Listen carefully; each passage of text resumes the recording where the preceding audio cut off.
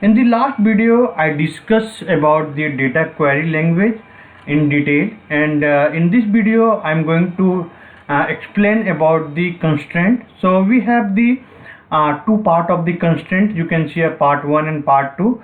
So basically, in the part 1, I will first cover the theoretically part, and then I will go with the practical part. Okay, so this video series is basically complete tutorial of the SQL.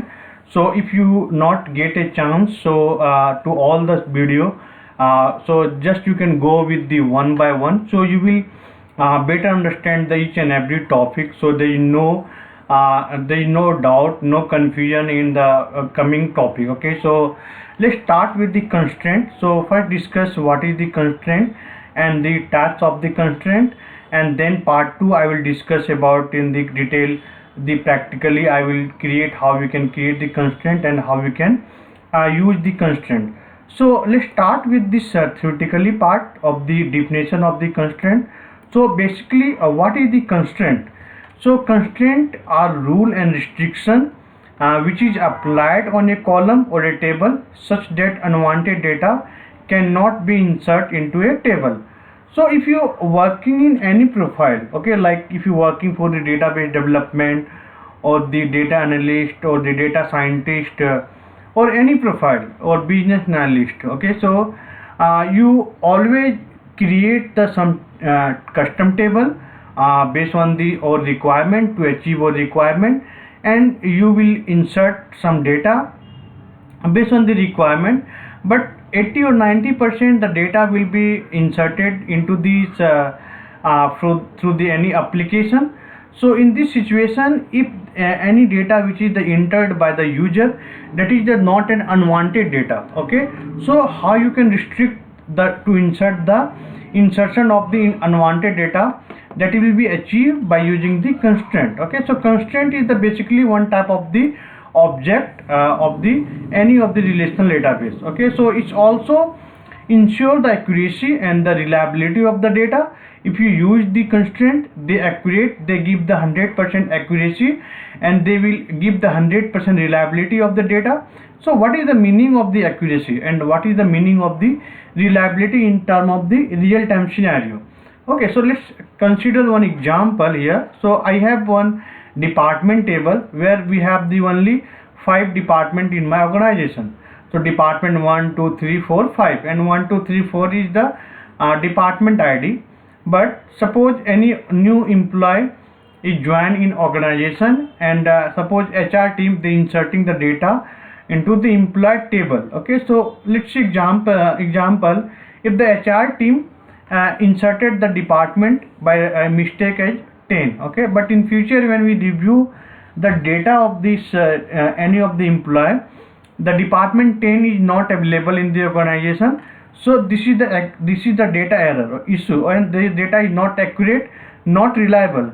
So to avoid this type of the situation, we will always use the constraint. So the whatever the data is not available, whatever the department is not available in the organization, that time only the HR team or any team member, they cannot insert the data into the employee table. So I will discuss in more detail when we discuss in part 2 about the practical part, and also we can apply the constraint on a single or the multiple column in any table. So basically this is the definition of the constraint. And coming to the types of the constraint, so basically SQL have total 6 type of the constraint. First one is the not null constraint, second one is the check constraint, third one is the default constraint, fourth one is the unique key constraint, fifth one is the primary key constraint, and last but not least is the foreign key constraint. So let's understand what the concept of the each and every constraint. So first one is the not null constraint.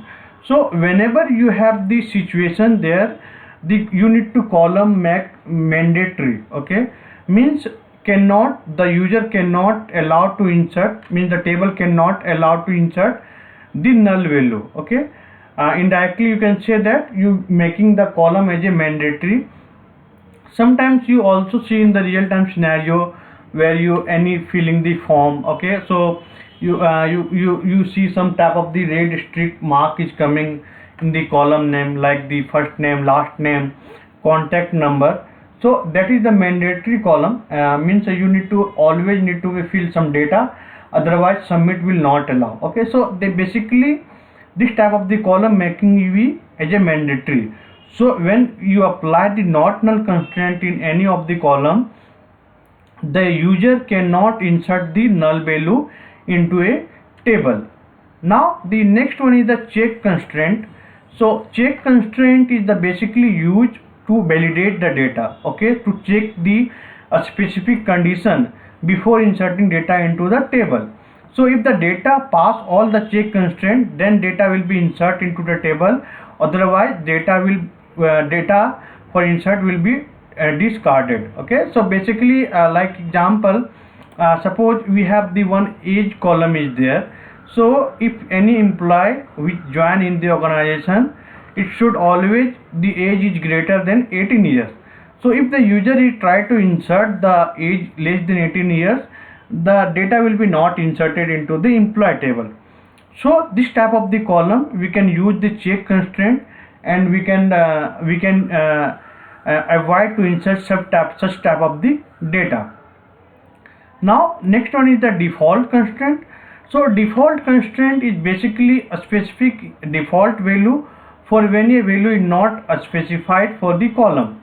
So when you passing any of the value, if you creating any of the column, and if you mark as a default constraint, so basically whenever if the user not passed any of the value in a particular column, then by default value will be inserted. Like for example, the country column is there.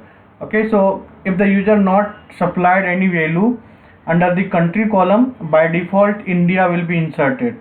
But you can insert the any value like UK, USA, the column will be accepted. I will discuss in the real time in the next video how we can create the default constraint. Now the unique key constraint. Okay, so unique key constraint is basically used for the uniqueness purpose. The unique key constraint, if you apply, we cannot insert the duplicate value. Okay, so it's basically used for the column like mobile number, the Aadhaar number. This type of the column we have for the uniqueness purpose, the user cannot insert the duplicate value. That is called the unique key constraint. And unique key constraint can accept only one null value. Okay, so we have another primary key constraint.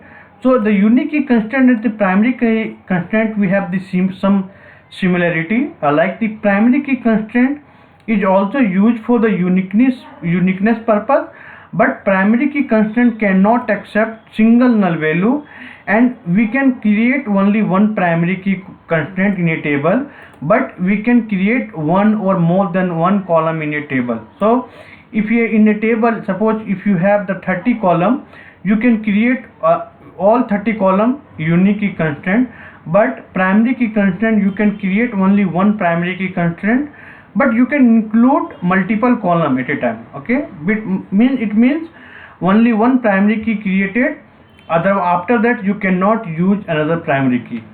So this is the major difference between the unique key and primary key. And one more major difference that will be I discuss in the index, that is when you create the unique key constraint, by default non-cluster indexes will be created, and when you create the primary key constraint, by default unique key constraint is got created. Now coming to the foreign key constraint. So foreign key constraint is basically used to establish a relationship between two tables, where one table is the primary key of the table and other column from the table is reference to a primary key. So basically primary key and the foreign key constraint using, we can build the relationship. So whatever the example I discussed at the beginning of this video, that is the data integrity, I given the department ID example. So that can be avoided by using the primary key and the foreign key constraint. Okay, so I will tell you in part 2 video how we can create the primary key, how we can create the foreign key, how we can build the relationship. So no worries. So this is the point is mentioned about the primary key. So one very important concept is the primary. You can include the multiple column in a primary key called constraint while we creating. That is the called the composite primary key. So if someone asks you what is the composite primary key, you can simply answer that if while we creating the primary key, if you include multiple column in a primary key, that is the called the composite primary key. So this is the all about the constraint of the part 1. Now the next video I will discuss all in the detail in the practically how we can create the not null constraint, how we can create the check constraint, default constraint, and how we can use into the real-time scenario. And constraint is the very important topic for the working point of view or the interview point of view. So if you have the understanding of the constraint, you can crack any interview like the business analyst, data analyst, system analyst, data scientist, whatever profile. So because SQL is used everywhere. So thank you so much for the watching this video. I will meet again in next video. Thank you.